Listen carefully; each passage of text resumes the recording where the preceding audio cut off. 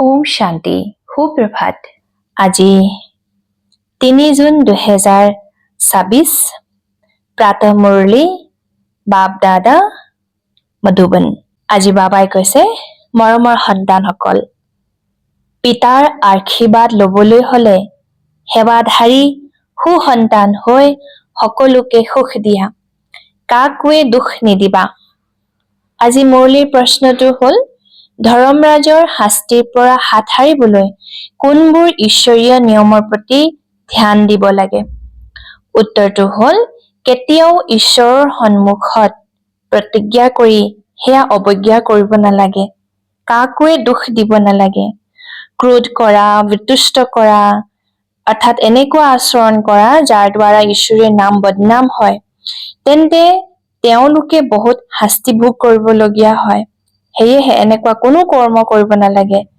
মায়াৰ যিমানেই ধুমুহা নাহক বেমাৰ উঠলি উঠক কিন্তু ভুল শুদ্ধক বুদ্ধিৰে বিচাৰ কৰি ভুল কৰ্মৰ পৰা সদায় বাচি থাকিব লাগে কোনটো ভুল কোনটো অশুদ্ধ তাক ভালদৰে বিচাৰ কৰি সদায় ভুল কৰ্মৰ পৰা নিজকে বচাই ৰাখিব লাগে আজি মুৰলীৰ গীতটো হ'ল ये कौन आया आज सवेरे सवेरे बाबा की याद लेके ओम शांति এয়া ওম শান্তি বুলি কোনে কলে পিতা আৰু দাদাই এইটোতো নিসন্দেহে সন্তানসকলৰ নিশ্চয়তা আছে যে আমাৰ পাৰলৌকিক পিতা হৈছে পৰম পিতা পৰমাত্মা শিৱ আৰু এওঁ মানে ব্ৰহ্মা সকলো সন্তানৰ অলৌকিক পিতা এওঁকে প্ৰজাপিতা ব্ৰহ্মা বুলি কোৱা হয় ইমানবোৰ সন্তান প্ৰজাপিতা ব্ৰহ্মাৰ বাহিৰে আন কাৰোবাৰ থাকে জানো প্ৰথমে নাছিল যেতিয়া বেহদৰ পিতা এওঁৰ শৰীৰত প্ৰৱেশ কৰিলে তেতিয়া এওঁ হৈ গল দাদা ডাঙৰ ভাই এওঁ দাদাই নিজেই কয় যে তোমালোকে পাৰলৌকিক পিতাৰ সম্পত্তি লোৱা নাতি সদায় ককাকৰ উত্তৰাধিকাৰী হয় তোমালোকৰ বুদ্ধি যোগ ককাকৰ ফালে যায় কিয়নো ককাকৰ সম্পত্তি অধিকাৰী প্ৰাপ্ত হয় এটা ককা হৈছে শিৱ বাবা যেনেকৈ ৰজাসকলৰ ওচৰত যি সন্তান জন্ম হয় এনেকৈয়ে কব যে হেয়া উত্তৰাধিকাৰ তোমালোক সন্তানসকলে জানা যে আমি বেহদৰ পিতাৰ দ্বাৰা শ্ৰেষ্ঠতকৈও শ্ৰেষ্ঠ সম্পত্তি স্বৰ্গৰ উত্তৰাধিকাৰ লৈ আছো আমাক সেইজন পিতাই পঢ়াই আছে তোমালোকে এতিয়া সন্মুখত বহি আছা সন্মুখৰ নিচাও পুৰুষাৰ্থৰ ক্ৰম অনুসৰি থাকে কাৰোবাৰ অন্তৰতো বহুত প্ৰেম থাকে আমি আহি এই সাকাৰ মাতা পিতাৰ দ্বাৰা উচ্চতকৈ উচ্চ ভগৱানৰ উত্তৰাধিকাৰী হম তেনেকুৱা এটা নশা থাকে বেহদৰ পিতা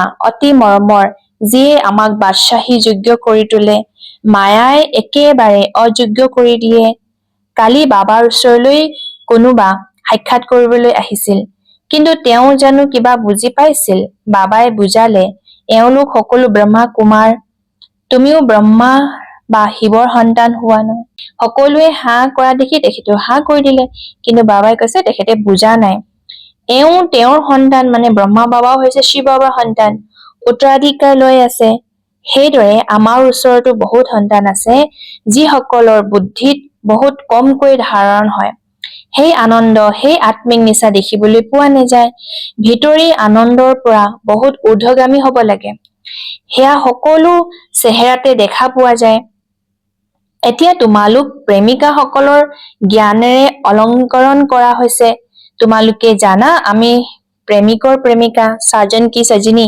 এজন খেতিয়কৰ জীয়েকৰ কাহিনী আছে নহয় এজন ৰজাই খেতিয়কৰ জীয়েকক লৈ আহিল ৰাজমহললৈ কিন্তু তথাপিও তাই ৰাজ পৰিয়ালত আনন্দিত নহল তেতিয়া ছোৱালীজনীক পুনৰ গাঁৱত এৰি থৈ আহিল কলে তুমি ৰাজ পৰিয়ালৰ যোগ্য নোহোৱা ইয়াতো পিতাই অলংকিত কৰে তোমালোক ভৱিষ্যতে মহাৰাণী হোৱা শ্ৰীকৃষ্ণৰ কাৰণেও কয় যে কৃষ্ণই পলুৱাই নিছিল পাত্ৰাণী কৰিবলৈ দাখি বনাবলৈতো নহয় ইমানবোৰ বুজোৱাৰ পাছতো একো বুজি নাপায় সকলো হৈছে অধাৰ্মিক মনৰ এনেকৈ ভাবে যে এনেকৈয়ে সৃষ্টি চলি আছে প্ৰকৃতিৰ পৰিঘটনা বহুত আছে যিসকলে মন্দিৰ আদিলৈও নাযায় শাস্ত্ৰ আদিকো নেমানে চৰকাৰো ধৰ্মক মানোতা নহয় ভাৰত কোনটো ধৰ্ম আছিল এতিয়া কোনটো ধৰ্মৰ একেবাৰে নাজানে এতিয়া তোমালোক সন্তানসকল হৈছা দৈবিক কুলৰ, যিদৰে তেওঁলোক খ্ৰীষ্টিয়ান কুলৰ সেইদৰে তোমালোক ব্ৰাহ্মণ কুলৰ। পিতাই কয় পোনপ্ৰথমে তোমালোক সন্তানসকলক পতিত শূদ্ৰৰ পৰা ব্ৰাহ্মণ কৰি তোলো। পাৱন হৈ হৈ পুনৰ 21 জন্মৰ কাৰণে তোমালোক দৈবিক সম্প্ৰদায়ৰ হৈ যাবাগৈ, দৈবিক কুলাত যাবা। আগতে আছিলা আসুৰিক কুলাত, আসুৰিক কুলাৰ পৰা পুনৰ তোমালোক ঈশ্বৰীয় কুলাত আহিছা। এজন পিতাৰ সন্তান ভাই ভনী হোৱা, এয়া এক বিস্ময়। সকলোৱে কব আমি ব্ৰাহ্মণ কুলৰ হওঁ, আমিতো শ্ৰীমতত চলিব লাগে, সকলোকে সুখ দিব লাগে, ৰাস্তা দেখুৱাব লাগে। জগতত কোনো নাই যিয়ে মুখেৰে কব বেহদৰ পিতাৰ পৰা বেহদৰ উত্তৰাধিকাৰ কেনেকৈ লোৱা হয়। তোমালোকে বেহদৰ পিতাক পালা, তোমালোকেহে তেওঁৰ সন্তান হোৱা। বুদ্ধিৰে জানা যে কল্পৰ পূৰ্বে যিসকলে পিতাৰ পৰা উত্তৰাধিকাৰ লৈছিল তেওঁলোকে আহি লব। অলপো যদি বুদ্ধিত থাকে তেন্তে কেতিয়াবা নহয় কেতিয়াবা আহি উপস্থিত হবহি। আহিবতো কিবা নহয় কিবা লবৰ কাৰণে। তোমালোকৰ ভিতৰতো ক্ৰমানুসৰি জানে আজি পাৱন হবৰ কাৰণে আহিছে, কাইলৈ পুনৰ পতিত হৈ যায়। কাৰোবাৰ সং বেয়া হলে পাহৰি যায় যে পিতাৰ হৈ যদি আকৌ পিতাক এৰি দিয়ে তেন্তে বহুত পাপ আত্মা হৈ যায়। যেনেকৈ কোনোবাই কাৰোবাক হত্যা কৰিলে পাপ লাগে, সেই পাপো অলপমান। ইয়াত যি পিতাৰ হৈ পিতাক এৰি আঁতৰি যায়, প্ৰতিজ্ঞা কৰি পুনৰ বিকাৰগ্ৰস্ত হৈ যায় তেন্তে বহুত পাপ লাগে। অজ্ঞান কালত ইমান নালাগে যিমান জ্ঞানত লাগে। অজ্ঞান কালতো সাধাৰণতে মনুষ্য ক্ৰোধ থাকেই। ইয়াত তোমালোকে কাৰোবাক ক্ৰোধ কৰিলে তেতিয়া 100 গুণ দণ্ড হৈ যায়। লৌকিকৰ কথাটো বেলেগ, অৱস্থা একেবাৰে অৱনমিত হৈ যায়, কিয়নো ঈশ্বৰৰ আদেশ নামানে, একেবাৰে তললৈ গুচি যায়। ধৰ্মৰাজৰ আদেশ পোৱা যায় পবিত্ৰ হব লাগে। তোমালোক ঈশ্বৰৰ হৈ অলপো যদি তেওঁৰ আদেশ অৱজ্ঞা কৰা তেন্তে 100 গুণ দণ্ড বাঢ়ি যায়। ৰচয়িতাটো হৈছে সেই এজনেই, ব্ৰহ্মা বিষ্ণু শংকৰো তেওঁৰ ৰচনা। ধৰ্মৰাজৰ ৰচনা, ধৰ্মৰাজৰ ৰূপো বাবাই সাক্ষাৎকাৰ কৰোৱায়। আকৌ সেই সময়ত চিদ কৰি কয় চোৱা তুমি প্ৰতিজ্ঞা কৰিছিলা মই ক্ৰোধ নকৰো, কাকো দুখ নিদিওঁ, তথাপিও তুমি এওঁক দুখ দিলা, বিতুষ্ট কৰিলা। এতিয়া শাস্তি ভোগ কৰা। সাক্ষাৎকাৰ নকৰাকৈ শাস্তি নিদিয়ে, প্ৰমাণটো লাগে নহয়। তেওঁ বুজে যথাযথ মই পিতাক এৰি এয়া কুকৰ্ম কৰিলো। বদনামি কৰালে আকৌ বহুতৰ ওপৰত বিপদ আহি যায়। কিমান অবলা বন্ধনত আহি যায়, গোটেই দণ্ড বদনামি কৰোতাজনৰ ওপৰত পৰি যায়। ধোবাৰ ওচৰত বহুত মলিয়ন কাপোৰ থাকিলে তেতিয়া আচাৰিলে ফাটি যায়, গতিকে আচাৰ সহ্য কৰিব নোৱাৰি গুচি যায়। ঈশ্বৰৰ কোলাত আহি পোনে পোনে তেওঁৰ অৱজ্ঞা কৰিলে শাস্তি ভোগ কৰিব লাগে। যিসকল মুখ্য ব্ৰাহ্মণীয়ে দল লৈ আহে, পাৰ্টি লৈ যায়, তেওঁলোকৰ ওপৰত বহুত দায়িত্ব থাকে। এজনেও যদি হাত এৰি দিয়ে, বিকাৰগ্ৰস্ত হৈ গল, তেন্তে তেওঁৰ পাপ লৈ আনোটা গৰাকীৰ ওপৰত লাগে। এনেকুৱা কাকোৱে ইন্দ্ৰসভালৈ আনিব নালাগে। নীলম পৰী, পুখৰাজ পৰী কাহানিও আছে নহয়। ইন্দ্ৰসভাত কোনোবাই মনে মনে লৈ আহিলে তেতিয়া ইন্দ্ৰসভাত দুৰ্গন্ধ বিয়পিবলৈ ধৰে। গতিকে লৈ আহোতা জনৰ ওপৰত দণ্ড হৈ গল। এনেকুৱা কিছু কাহানি আছে। তেওঁ পাথৰ হৈ গল, মানে কাহানি বুদ্ধিটো পাথৰ হৈ যায়। বাবাই পাৰসনাথ কৰি তোলে, আকৌ যদি অৱজ্ঞা কৰে তেন্তে পাথৰ হৈ যায়। বাদশ্বাহী পোৱাৰ সৌভাগ্য হেৰুৱাই পেলায়। ধৰি লোৱা কোনোবা গৰীব লৰা ৰজাৰ তুলনীয়া হৈ গল, যদি অযোগ্য হৈ যায় আৰু ৰজাই যদি খেদি পঠিয়ায় তেতিয়া কি হব? তেতিয়া আকৌ সেই গৰীব কঙালী হৈ যাব নহয় জানো? ইয়াতো তেনেকুৱা। তেতিয়া বহুত দুখ অনুভৱ হয়। সেইকাৰণে পিতাই কয় কেতিয়াও কোনো অৱজ্ঞা নকৰিবা। বাবাই যদি হাত এৰি দিয়ে তেনেহলে ক'ত যাব বাৰু? আমি বাবাৰ হাত এৰি দিছো ঠিক আছে, কিন্তু যিদিনা ভগৱানে হাত এৰি দিব, পিতা হৈছে সাধাৰণ, সেইকাৰণে শিৱ বাবাক পাহৰি সাকাৰত বুদ্ধি আহি যায়। এতিয়া তোমালোক সন্তানসকলে শ্ৰীমত পোৱা, যিসকল লেতেৰা হৈ যায় মানে পতিত হৈ যায়, এনেকুৱা সকল পুনৰ ইন্দ্ৰসভাত বহিব নোৱাৰে। প্ৰতিটো সেৱা কেন্দ্ৰ ইন্দ্ৰপ্ৰস্থ, যত জ্ঞানৰ বৰ্ষা হৈ আছে। নীলম পৰী, পুখৰাজ পৰী নামটো আছে নহয়। নীলম ৰত্নকো কোৱা হয়। এয়া সন্তানসকলৰ নাম ৰখা হয়। কোনোবাটো বহুত ভাল যেন ৰত্ন, একো খুঁত নাই, কিছুমান অলংকাৰত বহুত দাগ থাকে, কিছুমানটো একেবাৰে বেদাগ মানে শুদ্ধ। ইয়াতো ক্ৰমাণু অনুসৰি ৰত্ন আছে। ইয়াৰো বাবাই কৈছে নম্বৰ 1 নম্বৰ 2 এনেধৰণে আছে। কিছুমান ৰত্ন বহুত মূল্যৱান, কিছু কিছু আত্মা বাবাই কৈছে অমূল্য, বহুত ভাল সেৱা কৰে। কিছুমানেতো সেৱাৰ সলনি আৰুহে অহিত কৰে। গোলাপ ফুল আকন ফুলৰ মাজতো কিমান পাৰ্থক্য আছে। শিৱক দুয়োবিধে অৰ্পণ কৰে। এতিয়া তোমালোকে জানি গৈছা আমাৰ মাজত ফুল কোন কোন হয়। তেওঁলোককে সকলোৱে বিচাৰে যে বাবা আমাক ভাল ভাল ফুল দিয়া, মানে সেৱাধাৰী দিয়া। এতিয়া ভাল ভাল ফুল ক'ৰ পৰা আনো? ৰতন জ্যোতি ফুলটো সাধাৰণ, এয়া বাগিচা হয় নহয়, মানে ৰুহানী বাগিচা, আত্মাৰ বাগিচা। তোমালোক জ্ঞান গংগাও হোৱা, লগতে ফুলো হোৱা, ৰত্নও হোৱা। বাবাটো সাগৰ হল নহয়, এওঁ মানে ব্ৰহ্মা হৈছে ব্ৰহ্মপুত্ৰ, আটাইতকৈ ডাঙৰ নদী। কলকাতাত ব্ৰহ্মপুত্ৰ নদী বহুত ডাঙৰ, য'ত সাগৰ আৰু নদীৰ বৃহৎ মেলা লাগে। যথাযথ জ্ঞান সাগৰ হৈছে বাবা। এয়া চৈতন্য জ্ঞান সাগৰ, তোমালোকো চৈতন্য জ্ঞান নদী হোৱা। সেয়া হৈছে পানীৰ গংগা। বাস্তৱত নদীবোৰৰ নাম দিয়া হৈছে, কিন্তু আচুৰি সম্প্ৰদায় এয়াও পাহৰি গল। হৰিদ্বাৰত গংগাৰ পাৰত চতুৰ্ভুজৰ চিত্ৰ দেখুৱায়, তাকো গংগা বুলি কয়, কিন্তু মনুষ্যই নুবুজে যে এই চতুৰ্ভুজ কোন হয়। যথাযথ এই সময়ত তোমালোক সদৰ্শন চক্ৰধাৰী হোৱা। তোমালোক হৈছা সঁচা জ্ঞান নদী। সেয়া হৈছে পানী, তাত গৈ স্নান কৰে, একোৱে বুজি নাপায়। মনুষ্যৰতো কেতিয়াও হাতখন ভুজা নাথাকে, একোৱে অৰ্থ বুজি নাপায়। তোমালোক সন্তানসকলে জানা যে বাবাই আমাক কি কৰি গঢ়ি তোলে, কিহৰ পৰা কি বনাই দিছে। আমিতো 100% অবোধ আছিলো, অজ্ঞানত আছিলো। বাবাৰ কোলাত আহি আমি স্বৰ্গৰ মালিক হওঁ। যদিও ইয়াত কোনোবা ৰজা হয়, কিন্তু স্বৰ্গৰ সুখ আৰু ইয়াৰ সুখৰ মাজত দিন ৰাতিৰ পাৰ্থক্য আছে। তোমালোকৰ মাজত কোনোবা এনেকুৱাও আছে যে পিতাক বুজি নাপায়, সেয়েহে নিজকো বুজি নাপায়। চাব লাগে যে মই কিমান সুগন্ধ বিয়পাও। উলট পালট কথাটো নকওঁ, মানে অদৰকাৰী কথাটো নকওঁ, ক্ৰোধটো নকৰো। পিতাই তৎক্ষণাৎ চলনৰ পৰা বুজি লয় যে এই সন্তানটি কেনে হব। সেৱাধাৰী সন্তানসকল পিতাৰ বহুত প্ৰিয় হয়। সকলোৱেতো একে নিচিনা প্ৰিয় হব নোৱাৰে। এনেকুৱা সন্তানসকলৰ কাৰণে ভিতৰি ভিতৰি বাবাৰ আশীৰ্বাদ নিগৰে। পিতাৰ আজ্ঞা উলংঘন কৰোতা সন্তান হলেতো পিতাই কব এনেকুৱা সন্তান মৰি যোৱাই ভাল। কিমান নাম বদনাম কৰে। ইয়াকে কোৱা হয় ভাগ্য। কাৰ ভাগ্যত কি আছে তৎক্ষণাৎ গম পোৱা যায়। বাবাই বুজায়, এওঁহো সন্তান, তেওঁকো সন্তান। বাপ দাদাক চিনি নাপায়, ভাগ্যত উত্তৰাধিকাৰ নাথাকিলে তেন্তে কি কৰিব। এই জ্ঞান মাৰ্গৰ নিয়ম বহুত কাৰা। পিতা পবিত্ৰ হব আৰু সন্তান নহলে তেনে উত্তৰাধিকাৰী হব নোৱাৰে। তেওঁক সন্তান বুলি ধৰা নহব।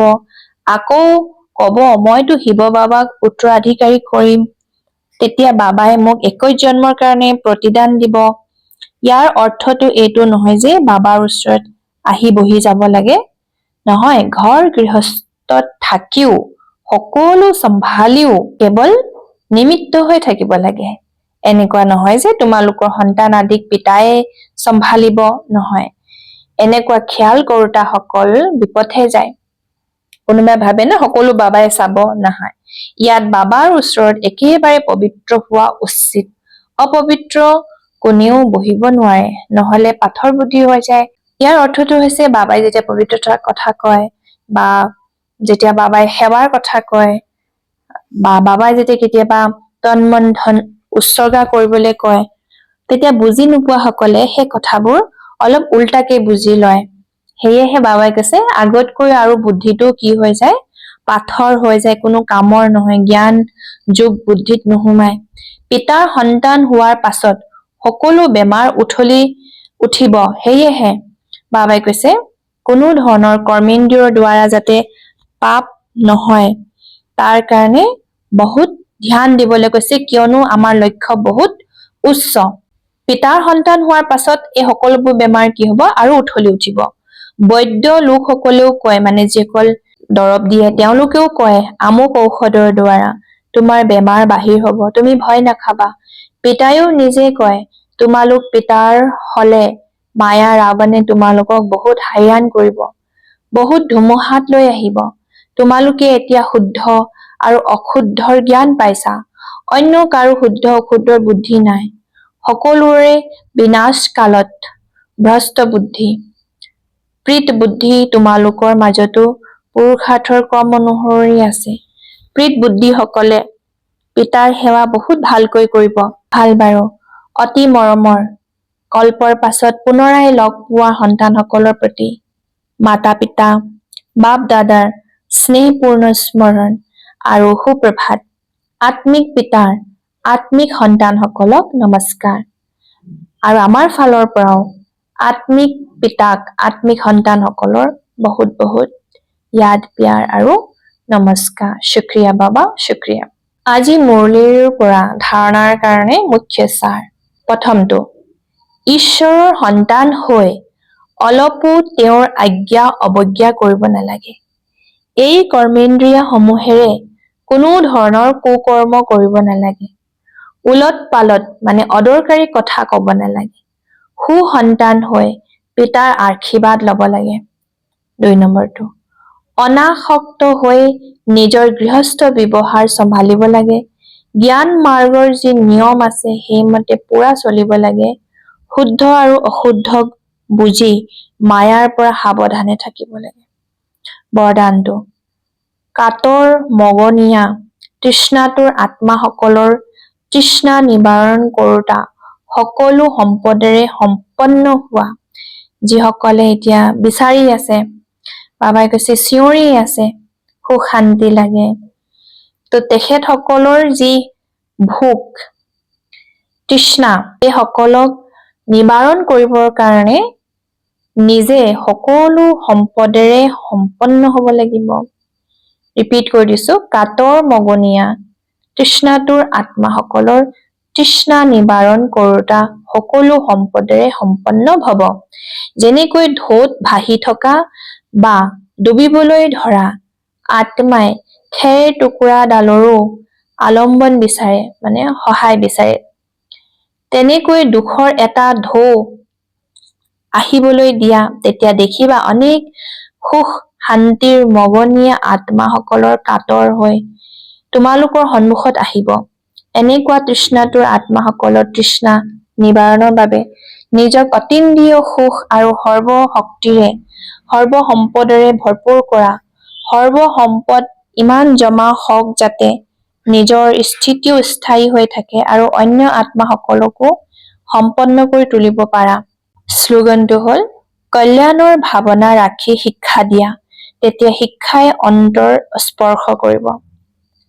কল্যাণৰ ভাৱনা ৰাখি শিক্ষা দিয়া, তেতিয়া শিক্ষাই অন্তৰত স্পৰ্শ কৰিব। ওম শান্তি। অব্যক্ত ইংগিত, সদায় হৰ্ষিত মানে হাঁহিমুখীয়া হৈ থাকিবলৈ নিজৰ স্বভাৱ সৰল কৰি তোলা, সহনশীল হোৱা। সদায় হৰ্ষিত হৈ থকা এইটো জ্ঞানৰ গুণ। কেৱল ইয়াত আত্মিকতা যোগ কৰিব লাগে। হৰ্ষিত মানে হাঁহিমুখীয়া হৈ থকাৰ এই সংস্কাৰৰ এক বৰদান, যিয়ে সময়ত বহুত সহযোগ দিয়ে। যিসকল নিজে সদায় হৰ্ষিত হৈ থাকে তেওঁলোক যিকোনো মনোবৃত্তিৰ লোকক হৰ্ষিত কৰিব পাৰে। সৰল স্বভাৱৰ লোকসকলে নিজৰ আনন্দময় চেহেৰাৰে গধুৰ বায়ুমণ্ডলকো পাতল কৰি দিয়ে। আজি বিশেষ বাবাই সন্তানসকলক কলে, বাবাৰ আশীৰ্বাদ লবলৈ হলে সেৱাধাৰী সুসন্তান হৈ সকলোকে সুখ দিব লাগে আৰু কাকোৱে দুখ দিব নালাগে। ধৰ্মৰাজৰ শাস্তিৰ পৰা হাত সাৰিবলৈ কোনবোৰ ঈশ্বৰীয় নিয়ম পালন কৰিব লাগিব? কেতিয়াও ঈশ্বৰৰ সন্মুখত বাবাৰ ওচৰত আমি যিবোৰ প্ৰতিজ্ঞা কৰিলো সেইবোৰ যাতে কেতিয়াও অৱজ্ঞা নকৰো, কাকোৱে যাতে দুখ নিদিওঁ, ক্ৰোধ কৰা, বিতুষ্ট কৰা বা আমাৰ কিবা আচৰণৰ দ্বাৰা যদি বাবাৰ বদনাম হয় তেন্তে 100 গুণা শাস্তি ভোগ কৰিব লাগিব। মায়া যিমানেই বাবাই কৈছে ধুমুহা নানক, যেতিয়া যাবলে হয় বেমাৰ তেতিয়া উথল পুথল হ'ব কিন্তু সেই সময়ত ধৈৰ্য ধৰি ভুল শুদ্ধক বিচাৰ কৰি সদায় ভাল কৰ্মহে কৰিব কৈছে আজি গীতটো কণ আয়া এয়া কোন আহিল আজি প্ৰভাতে প্ৰভাতে তো নিশ্চয় বাবা ইয়াদে আহে ওম শান্তি